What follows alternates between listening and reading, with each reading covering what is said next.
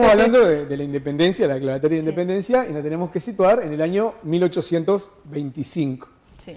Entonces el tema es declaratoria de independencia del Uruguay, 1825. ¿Cómo llegamos a esa declaratoria de independencia?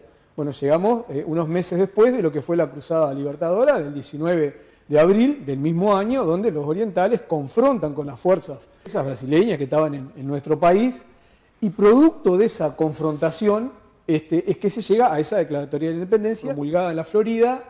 Se plantean tres leyes fundamentales. La primera ley es la ley de independencia. Declara la nulidad de la incorporación de Brasil, reasumiendo la provincia oriental, éramos la provincia oriental, la plenitud de sus derechos, libertades y prerrogativas inherentes a los demás pueblos de la tierra. Se declara de hecho y derecho libre e independiente del rey de Portugal, del emperador de Brasil y de cualquier otro del universo, ¿no? O sea, cualquier monarca que aspire a tener injerencia sobre la provincia oriental, no.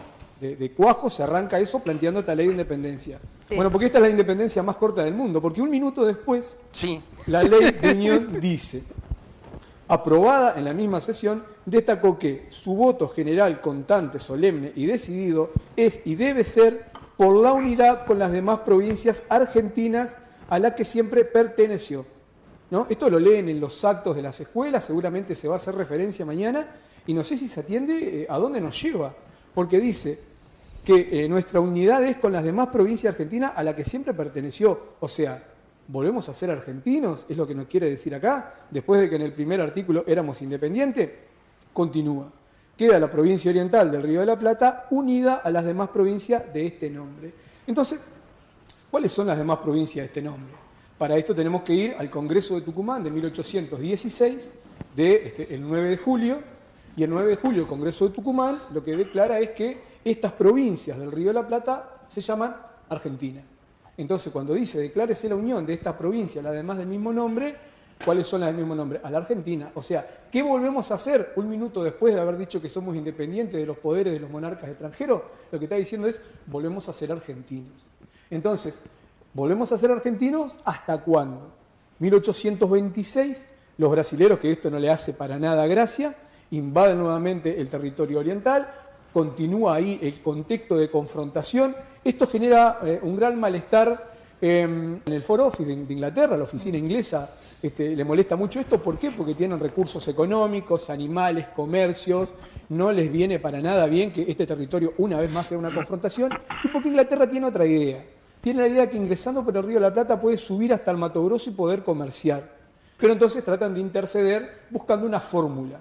¿Cuál es la fórmula? ¿Que seamos argentinos? No, los brasileños se van a molestar.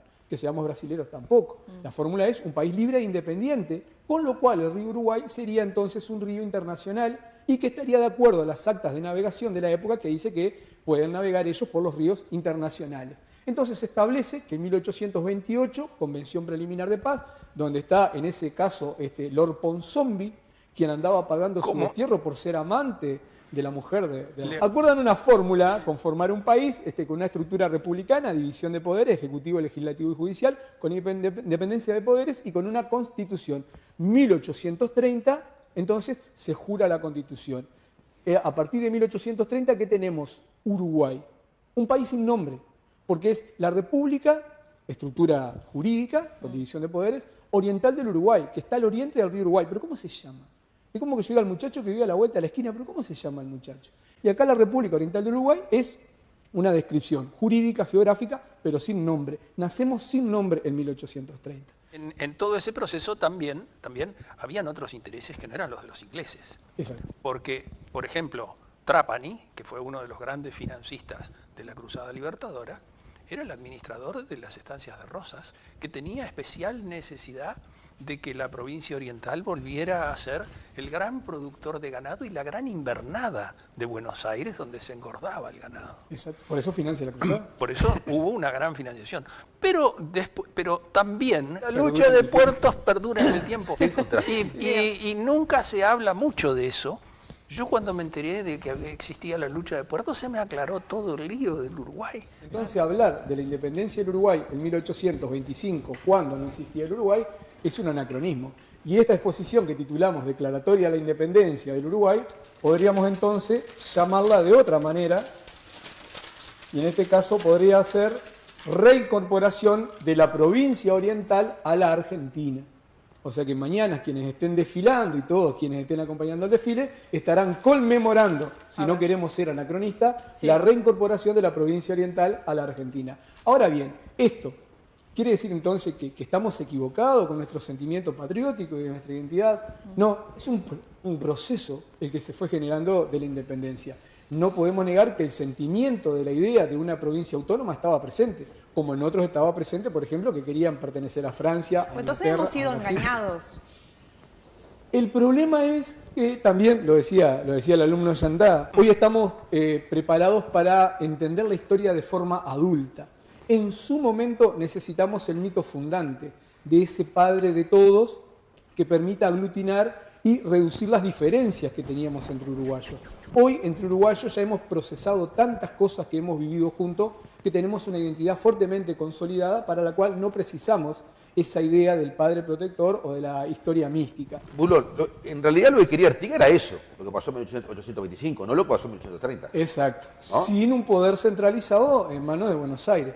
Claro. ¿no? Una provincia autónoma con federal. la capital Pero en otro lado, y pero, por eso fue que no le aceptaron los diputados. Exacto. Y esa Las fue instrucciones del año 13 fue donde se pudrió bueno, todo. pero convengamos que la idea artiguista es lo que vive Argentina, provincias independientes con su propia La banda constitución. oriental ser una provincia más. Que se fuera una provincia más. Es lo que pasó en el diseño. De hecho, cuando Mariano Moreno, a través de la Junta de Mayo, lo convoca a Artigas, lo convoca para llevar adelante ese proceso. ¿Cuál es el tema? Que disputas internas en la Argentina lo terminan corriendo a Mariano Moreno y quienes asumen después, Artigas resulta bastante improcedente e inoportuno para sus incomodísimo. Muy, es parte, si se quiere, de un proceso fundacional.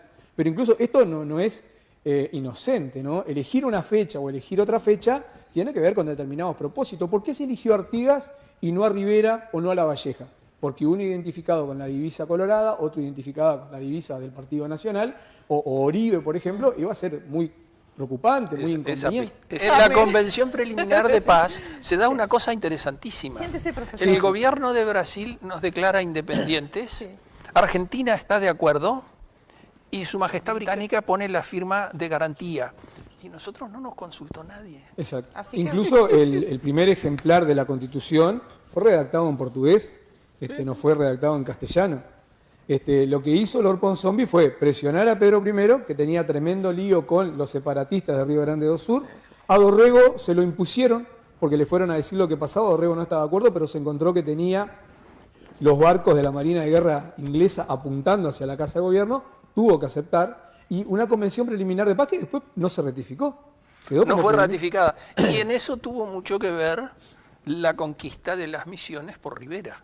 Que los brasileños se llevaron un susto bárbaro porque el ejército de Dorrego venía persiguiendo a Rivera, pero creyeron que eran los refuerzos que venían para Rivera y dispararon. Sí, sí. Es una historia Cosa de interesantísima que es mucho más meritoria que no sean hombres de bronce, eran hombres de carne y hueso con todas sus debilidades. ¿Por qué sus- distorsionan todo eso? ¿Por qué se Porque había distorsiona? que Porque- crear una mística nacional. Máximo Santos es uno de los encargados, cuando había que crear esa mística nacional, de encargar averiguaciones de quién podría ser el referente que no admitiera cuestionamientos, y es ahí donde se los coge Artigas. Blanes, el pintor de la patria, a partir de información que tiene Artigas, trata de generar un perfil que le transmita una imagen, y ahí es donde se pinta ese Artigas, por ejemplo, En la puerta de la en la puerta de la Ciudadela, sí, sí. en Montevideo. Entonces, claro, hay toda una construcción. Zorrilla de San Martín se encarga de hacer toda la epopeya y la gesta heroica. Y es por eso ese carácter de endiosamiento. No cuestionemos a Artigas, porque cuestionar a Artigas es cuestionar nuestra identidad, nuestro pasado. La patria. Hoy que es cuestionar A a la la patria. Hoy podemos hacer otra lectura, porque como digo, hemos transitado como uruguayos una serie de hechos y situaciones que nos dan contenido como tales, y hoy tenemos nuestra identidad. Es la reivindicación de Lord Ponsonby. Porque si uno lee, no solo que era un gran bandido y le pirateó la amante al rey, sino que era un diplomático extraordinario, porque fue el inventor de Bélgica también. Se va corriendo a inventar Bélgica. Se fue y inventó Bélgica. Mirá, de zombie no tenía porque, nada. Porque él era un hombre de confianza de Canning, que era partidario de tener enclaves Tenemos que- librecambistas. Bueno, nos estamos yendo a la hora. Sí. Tenemos una clase de historia, profesor. pensar que grandes diferencias teníamos con Juan, de política tenemos grandes coincidencias, ¿no? De Es historia linda y política. la historia, a mí me Historia y gusta. política. Pero cómo no. Gracias por venir, gracias por aclararnos.